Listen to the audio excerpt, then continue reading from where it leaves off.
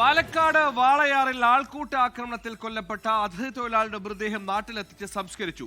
കേസിൽ 3 പേരെ കൂടി അന്വേഷണ സംഘം ചോദ്യം ചെയ്ത് വിട്ടയച്ചു. ഇന്നലെ അറസ്റ്റിലായ പ്രതികളിൽ ഒരാൾ കോൺഗ്രസ് പ്രവർത്തകരെന്ന സ്പെഷ്യൽ ബ്രാഞ്ചിന്റെ റിപ്പോർട്ട്. സംഭവത്തിൽ ദേശീയ മനുഷ്യാവകാശ കമ്മീഷനും റിപ്പോർട്ട് തേടിയിരുന്നു.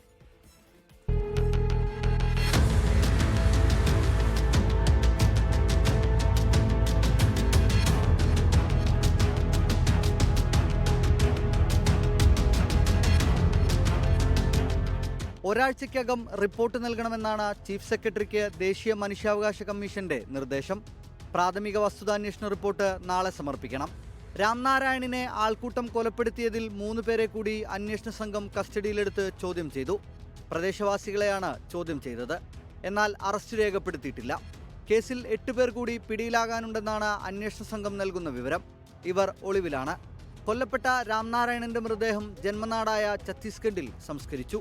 കേസിൽ ഇന്നലെ അറസ്റ്റ് ചെയ്തതിൽ ഒരാൾ കോൺഗ്രസ് പ്രവർത്തകനാണെന്നാണ് സ്പെഷ്യൽ ബ്രാഞ്ച് റിപ്പോർട്ട്. ഇതുവരെ 7 പേരാണ് കേസിൽ അറസ്റ്റിലായത്. ഇവരിൽ 4 പേർ RSS പ്രവർത്തകരും ഒരാൾ CITU പ്രവർത്തകനുമാണ്.